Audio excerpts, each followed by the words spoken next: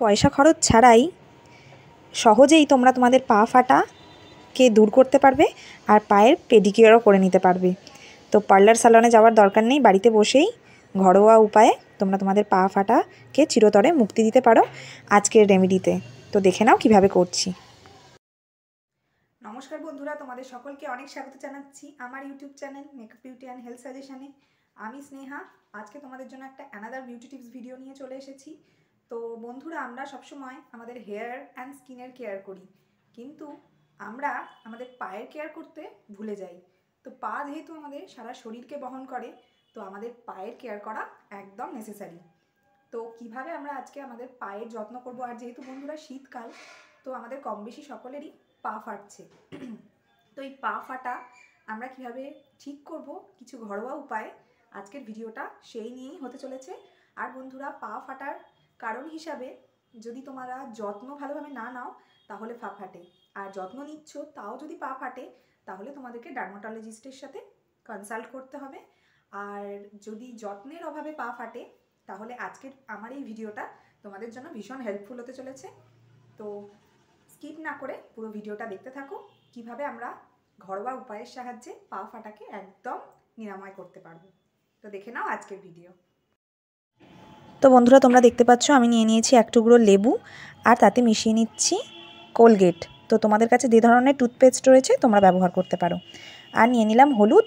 হলুদ যেহেতু অ্যান্টিসেপটিক হিসেবে ভীষণ রকমভাবে কার্যকরী, সেজন্য আমি হলুদ নিয়ে নিলাম। তো একটা পাত্রে গরম জল নিয়ে নেবে, আর তাতে মিশিয়ে দেবে যে ধরনের বডি ওয়াশ বা শ্যাম্পু যা তোমাদের হাতের কাছে অ্যাভেলেবেল আছে সেটাই এই জলে মিশিয়ে নেবে।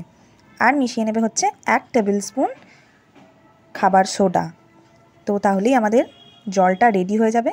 দেখো আমি সোডা নিয়ে নিলাম, জলে মিশিয়ে নিলাম। তো এরপর আমাদের ফার্স্ট কাজ হবে এই মিশ্রণটিতে আমাদের পাটাকে ডুবিয়ে রাখা। তো আমরা ভালোভাবে পাটাকে এর মধ্যে ডিপ করে রাখবো। আর যে মিক্সচারটি আমি নিলাম লেবু, কোলগেট আর হলুদ দিয়ে, এটাতে ভালোভাবে আমাদের পায়ে রাব করব। তাহলে আমাদের পা থেকে যে কোনো ধরনের কালো স্পট দাগ চলে যাবে, আর পায়ের যে সমস্ত সেলসগুলো আছে সেগুলো আস্তে আস্তে সফট হয়ে যাবে।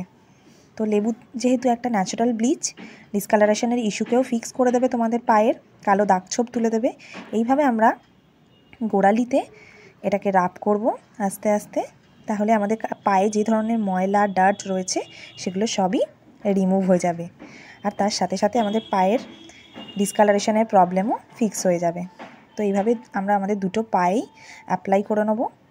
দেখো ঠিক যেভাবে আমি করছি তোমরাও ঠিক সেম প্রসেসে করতে থাকো।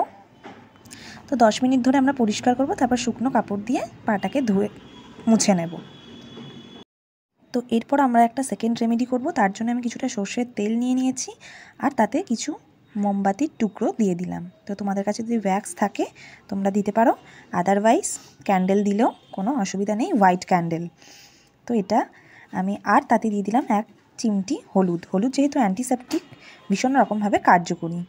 তো আমাদের এই মিক্সচারটি রেডি হয়ে গেল।